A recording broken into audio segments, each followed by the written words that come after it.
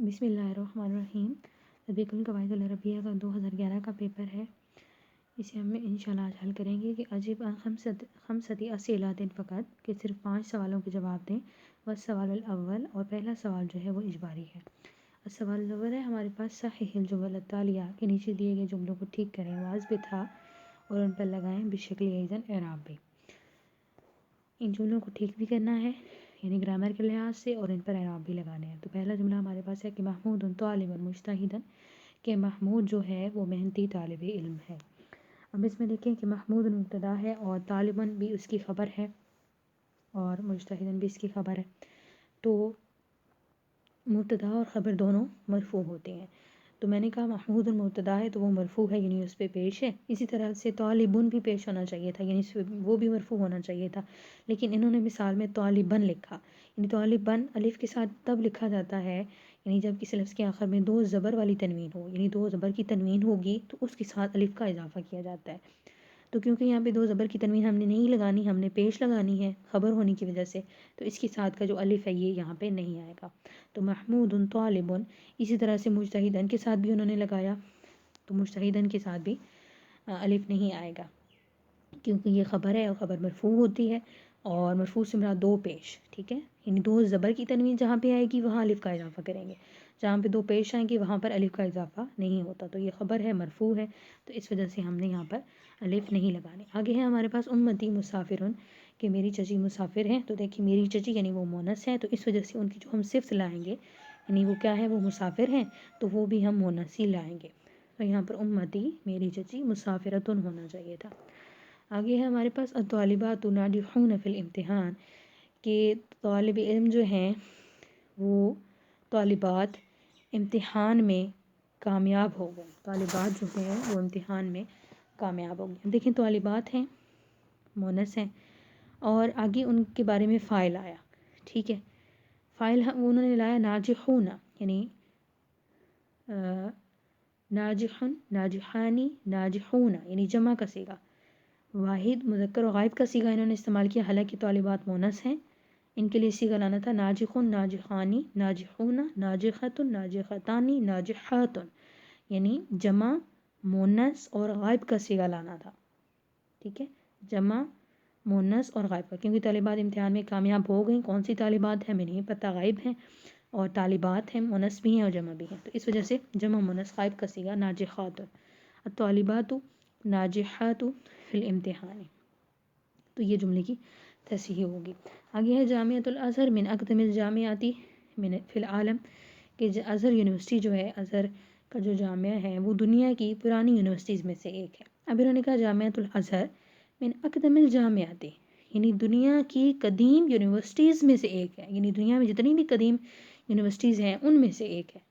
تو یہاں پہ انہوں نے واحد جامعہ کہا، یعنی ایک یونیورسٹی، عالم کی ایک یونیورسٹی میں سے قدیم ہے. حالانکہ جملہ ہونا چاہیے کہ ازہر یونیورسٹی دنیا کی پرانی یونیورسٹیز میں سے ایک ہے، تو اس وجہ سے یہاں پر جامعۃ واحد نہیں آنا چاہیے تھا بلکہ جامعات آنا چاہیے تھا. اقدم الجامعات، جامعۃ الازہر من اقدم الجامعات فی العالم. آگے ہمارے پاس لعل الساعۃ قریب. اب اس میں دیکھیں کہ ہم نے کہا کہ شاید قیامت نزدیک ہے، تو الساعۃ قیامت، قریب وہ قریب ہے.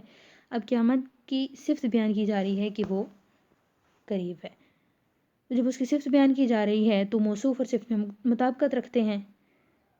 ٹھیک ہے، یعنی جب ہم نے اس کی مطابقت رکھنی ہے تو ہم کیا کہیں گے، لعل الساعۃ القریبۃ، کیونکہ دونوں کو ہم نے مونث رکھنا ہے. موصوف صفت میں مطابقت ہوتی ہے مذکر مونث ہونے کے اعتبار سے بھی، واحد تثنیہ جمع ہونے کے بھی اعتبار سے بھی، یعنی دونوں ایک جیسے ہوں گے، اور معرفہ نکرہ ہونے کے اعتبار سے بھی. تو اس وجہ سے ہم کہیں گے لعل الساعۃ قریبۃ، القریبۃ، شاید قیامت نزدیک ہو. جی، تو اسی طرح سے ہمارے پاس ہے کہ مکثت فی لاہور ثلاثۃ یوم، ثلاث یوم، کہ میں 3 دن لاہور میں رہا. مکثت فی لاہور ثلاثۃ یوم. اچھا، اب اس میں جو غلطی ہے وہ یہ ہے کہ ثلاث یوم انہوں نے کہا، حالانکہ قاعدہ ہے کہ 3 سے لے کر 10 تک کی جو گنتی ہوتی ہے وہ معدود کے مخالف آتی ہے. اس میں اب دیکھیں ثلاث عدد ہے، اور جس چیز کی گنتی ہوتی ہے وہ معدود ہوتا ہے، یعنی یوم یہاں پہ معدود ہے، میم عین کے ساتھ معدود ہے. تو معدود جو ہوگا اگر وہ مذکر ہے تو عدد کی گنتی، یعنی جو عدد ہے وہ الٹ ہوگا، یعنی عدد جو معدود ہے وہ، یعنی یہاں پہ یوم مذکر ہے تو گنتی ہم نے مونس رکھنی ہے. یہ 3 سے لے کر 10 تک کا قاعدہ ہے. تو اس وجہ سے دیکھیں یہاں پہ یوم کیونکہ مذکر تھا اور انہوں نے ثلاثہ لکھا، حالانکہ ہمیں اس کو الٹ لکھنا تھا، یعنی یوم مذکر ہے تو ثلاثہ ہم نے گنتی کا لفظ مونس لکھنا ہے، گول تا کے ساتھ لکھنا ہے. تو ہم لکھیں گے مکثت فی لاہور ثلاثۃ یوم، گول تا کے ساتھ کہ میں لاہور میں 3 دن رہا. آگے ہمارے پاس اصبح المریض سلیما. اس میں دیکھیں کہ اصبح جو ہے وہ فاعل ناقصہ میں سے ہے، اور افعال ناقصہ کا جو اسم ہوتا ہے وہ مرفوع ہوتا ہے، یعنی اس پہ پیش ہوتی ہے، اور خبر منصوب ہوتی ہے. ٹھیک ہے، تو جب ہم نے اس کی خبر کو منصوب کیا یعنی نصب دی، تو ظاہر ہے جب 2 نصب کی تنوین آئے گی تو اس کے ساتھ کیا آئے گا، اس پہ 2 نصب کی جب تنوین آتی ہے تو اس کے ساتھ الف کا اضافہ کرتے ہیں، یعنی بیمار تندرست ہو گیا. تو جب ہم اصبح اس میں فعل ناقصہ ہے، المریض اس کا اسم بن رہا ہے تو وہ تو مرفوع ہے، لیکن اس کی خبر جب ہم نے منصوب کرنی ہے تو اس کے ساتھ ہم نے الف کا اضافہ کرنا تھا. جہاں پہ بھی 2 نصب کی تنوین ہوگی الف کا اضافہ کیا جائے گا اس کے آخر میں. تو اس وجہ سے اس کی صحیح اعراب بھی اس طرح سے ہوں گے کہ اصبح المریض، جو مریض اسم ہے مرفوع ہوگا اور خبر منصوب ہوگا، سلیمن کی بیمار درست ہو گیا. آگے کہہ رہی ہیں جی الامہات المتعلمات اکثر نفع للوطن من امہات الجاہلات، کہ امہات المتعلمات جو ہیں یعنی پڑھی لکھی جو مائیں ہیں وہ اکثر زیادہ فائدہ مند ہیں نفع الوطنی وطن کے لیے من امہات الجاہلات جاہل ماؤں سے، یعنی جو پڑھی لکھی مائیں ہیں وہ ان پڑھ ماؤں کی نسبت ملک کے لیے زیادہ فائدہ مند ہوتی ہیں. ٹھیک ہے، تو اس میں دیکھیں انہوں نے کہا کہ پڑھی لکھی مائیں ان پڑھ ماؤں کی نسبت ملک کے لیے زیادہ فائدہ مند ہوتی ہیں، یعنی حاضر کی بات کریں کہ فائدہ مند ہوتی ہیں، ہر دور میں فائدہ مند ہوتی ہیں وطن کے لیے. ٹھیک ہے، تو اس وجہ سے انہوں نے ماضی کا صیغہ لایا، اوپر دیکھیں نفع للوطن، ماضی کا صیغہ لیا. ماضی میں ہی تو صرف وہ وطن کے لیے فائدہ مند نہیں رہتی نا، یعنی ہر زمانے میں وہ وطن کے لیے فائدہ مند ہوتی ہیں. تو اس وجہ سے ہم کیا کہیں گے کہ یہاں پہ ہم واحد مذکر حاضر کا صیغہ لائیں گے. حاضر کی بات ہو رہی ہے تو اس وجہ سے ہم وطن کے لیے واحد مذکر حاضر کا صیغہ لائیں گے کہ تنفع للوطن الامہات المتعلمات اکثر تنفع للوطن من امہات الجاہلات. آگے ہمارے پاس دخل الطلاب فی الفصل، کہ طلباء کلاس میں آئے. اب دیکھیں کہ داخلہ فعل ہے، داخلو فعل ہے، اور اس کے آگے طلاب فاعل ظاہر جملے میں موجود ہے. جبکہ ہم نے پڑھا کہ اگر فاعل ظاہر جملے میں موجود ہو تو فعل کو ہم واحد بھی لا سکتے ہیں، حالانکہ طلاب جمع تھی تو فعل کا صیغہ بھی جمع ہونا چاہیے تھا، لیکن یہ قاعدہ ہے کہ فاعل کام کرنے والا جب جملے میں ظاہر موجود ہوگا تو فعل کو اپنے واحد ہی لانا ہے. تو یہاں پہ طلاب کی وجہ سے ہم دخلو نہیں کریں گے، ہم کہیں گے دخل الطلاب فی الفصل. ٹھیک ہے، فاعل ظاہر ہوگا تو فعل واحد لانا ہے، اگر فاعل ظاہر نہیں ہے تو فعل کو پھر فاعل کے مطابق ہی لانا ہے. آگے ہے ہمارے پاس تعمل الدولۃ علی راحۃ المواطنین، کہ ریاست اپنے شہریوں کے آرام کے لیے کام کرتی ہے. اب اس میں دیکھیں کہ تعمل الدولۃ، کہ جو ریاست ہے وہ کام کرتی ہے. اب دیکھیں الف لام کے ساتھ انہوں نے الدولہ ذکر کیا، حالانکہ عبارت کیا ہے کہ ریاست اپنے شہریوں کے آرام کے لیے کام کرتی ہے. کوئی بھی ریاست، کوئی بھی ملک اپنے شہریوں کے آرام کے لیے کام کرتی ہے. اس میں کوئی خاص نام نہیں لیا ہم نے کہ فلاں ریاست کام کرتی ہے، تو اس وجہ سے الدولہ کو معرفہ نہیں ہم ذکر کریں گے، الدولہ کو ہم نکرہ ہی ذکر کریں گے، یعنی غیر الف لام کے، کہ کوئی بھی ریاست جو ہے وہ اپنے شہریوں کے آرام کے لیے کام کیا کرتی ہے. تو تعمل دولۃ علی راحۃ المواطنین. آگے ہمارے پاس السوال الثانی اثبت العبارۃ التالیہ بالشکل، کے عبارت پر اعراب لگائیں. تو اس طرح سے عبارت آپ کے سامنے ہوگی، آپ نے عبارت پر اعراب لگانے ہوں گے. جی، تو ہمارے پاس ہے کہ لما فتح مصر القائد المعز لدین اللہ الفاطمی انشأ فی الثلث الاخیر من القرن الرابع للہجرۃ المدینۃ شمال الفسطاط مدینۃ عمر بن عاص، وأسس فيها مسجدا يفوق مسجد عمر واتساعا وعظمة ليحول السكان بذلك العمل إلى مدينة الجديدة، وأنشأ فيها مدرسة يؤمها الطلاب من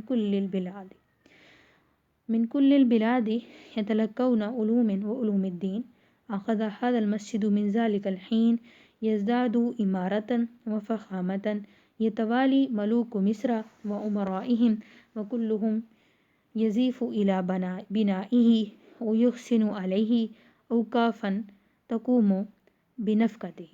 وبنيت فيه أروقة خاصة بكل قبيل من الناس يقيمون فيها لكي ينقطعوا لطلب علم وما زال يعلو مقامه ويبنو سيته ويزيد طلابه إلى أن أصبح أكبر مدرسة الجامعة الإسلامية تعلم فيه سائر العلوم الدينية والدنيوية حتى الموسیقی كانت تعلم فيه في الزمن الماضي.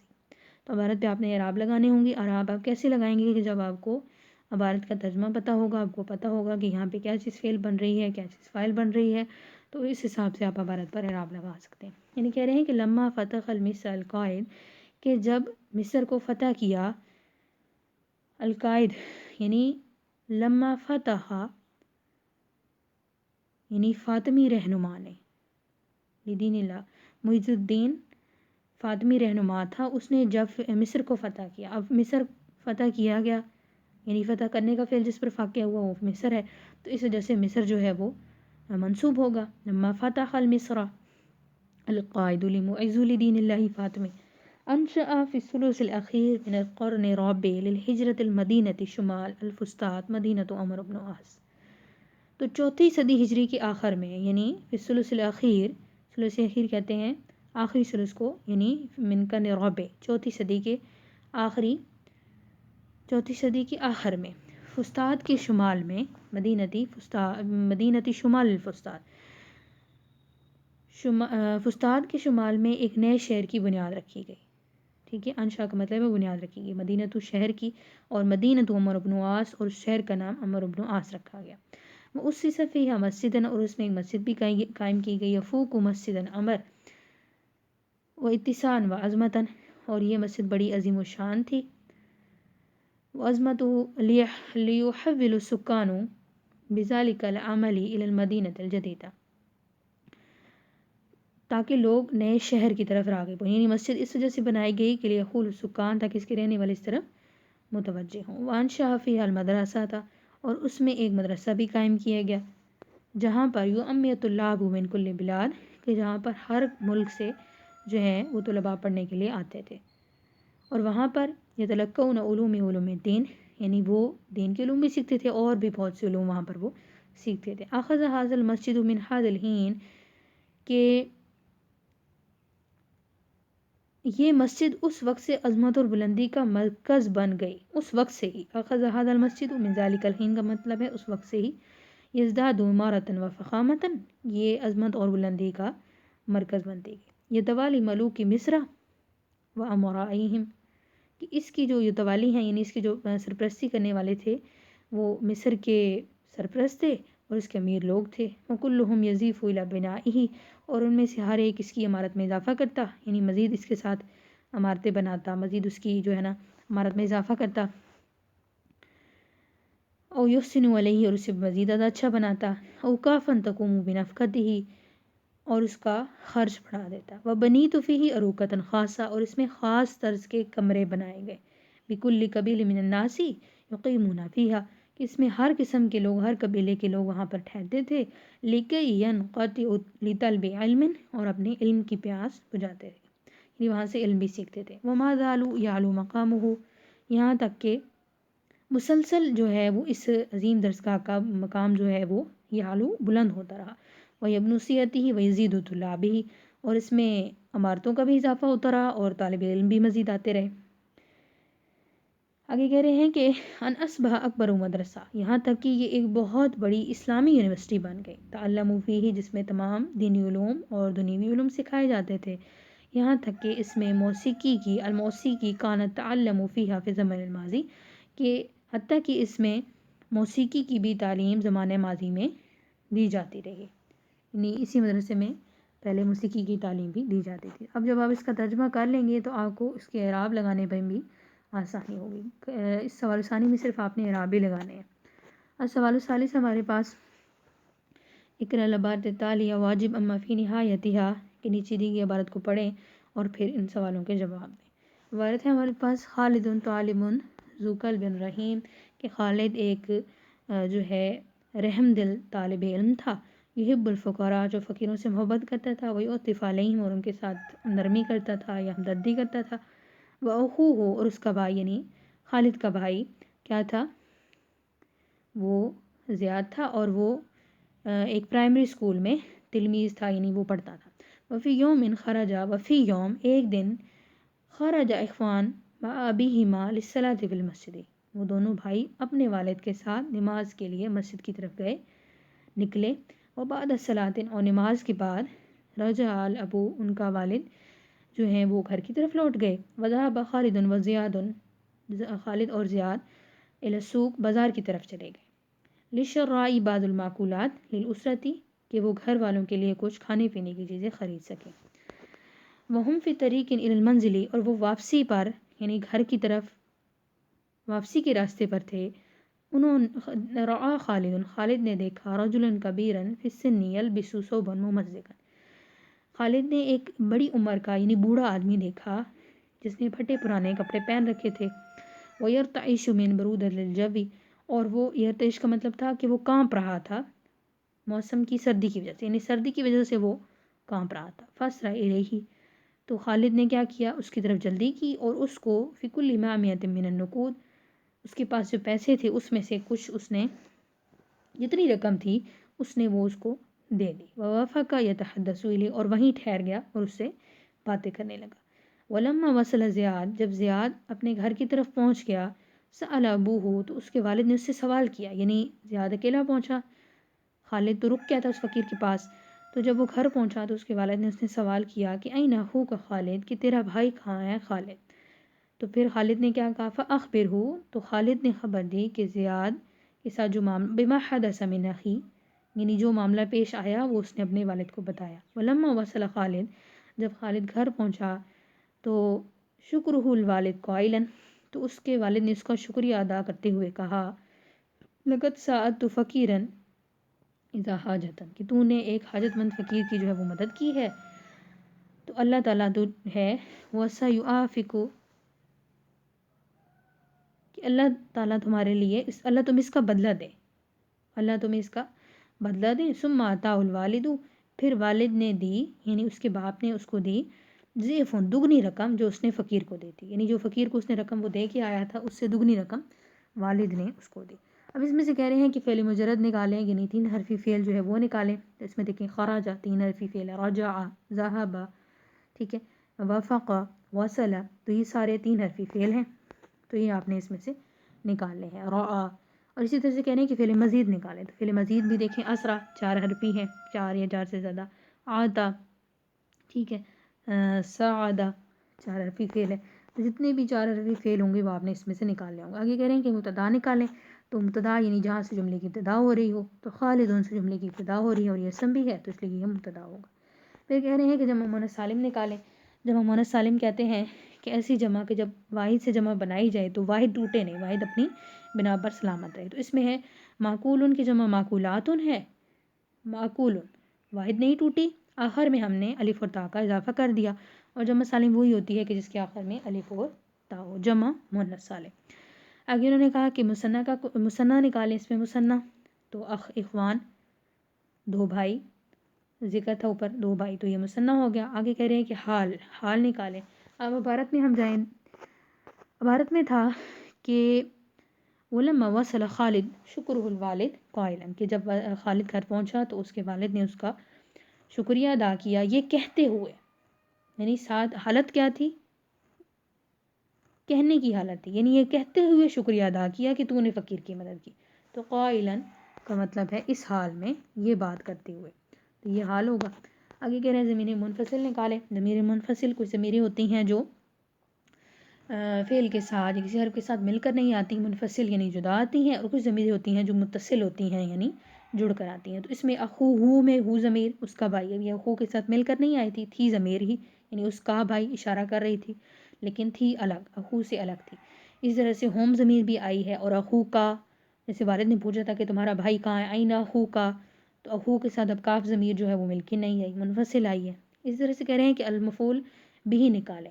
مفعول بھی. اچھا عبارت میں دیکھیں الفقراء پہلی لائن میں ہے کہ یحب الفقراء کہ وہ کیا کرتا ہے، محبت کرتا ہے فقیروں سے. اور محبت کرنے والا کون ہے؟ خالد ہے. اور جن سے محبت کرتا ہے وہ فقیر ہیں. تو یہاں پر فقیر مفعول بھی ہے. ٹھیک ہے. اس طرح سے آگے عبارت میں ہے چوتھی لائن میں کہ رأى خالد رجلا کبیرا دیکھا خالد نے. اب دیکھنے والا کون ہے؟ خالد ہے، یعنی وہ فاعل ہے. اور دیکھنے کا فعل جس چیز پر واقع ہوا وہ رجل ہے، یعنی ایک بوڑھا آدمی دیکھا. تو یہاں پر رجلا جو ہے وہ مفعول بھی ہے. آگے جو ہمارے پاس مفعول نکالیں تو اس سے مفعول معقولات ہے.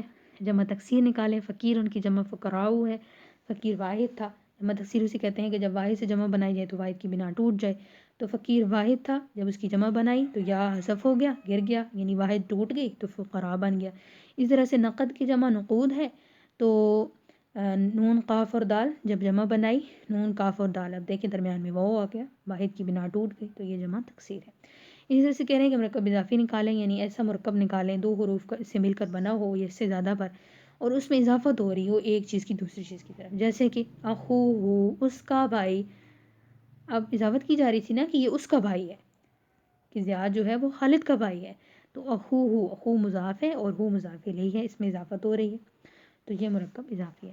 آگے ہمارے پاس السوال الرابع کون من الکلمات کل سطر جملۃ المفیدہ واثبتها بالشکل ایضا کہ ہر سطر میں موجود الفاظ کے درست جملے بنائیں اور اس پر اعراب پہ لگائیں. یعنی بے ترتیب الفاظ دیے گئے ہوں گے، ان کی ترتیب نہیں ہوگی، ان کو آپ نے ترتیب دینا ہے اور اعراب پہ لگانا ہے. اس میں ہمارے پاس ہے کہ البنت من حضرت السوق، یعنی بازار سے ایک لڑکی آئی. اب دیکھیں حضرت البنت آئی ایک لڑکی من السوق بازار سے، تو اس کو آپ نے فعل دیکھ لینا ہے، فعل کو پہلے رکھ لینا ہے. پھر دیکھنا ہے فاعل کیا ہو سکتا ہے اس میں. تو فاعل ظاہر ہے کوئی چیز ہی ہو سکتی ہے، کرنے والی کوئی انسان ہو سکتا ہے. تو البنت لڑکی، حضرت البنت بنت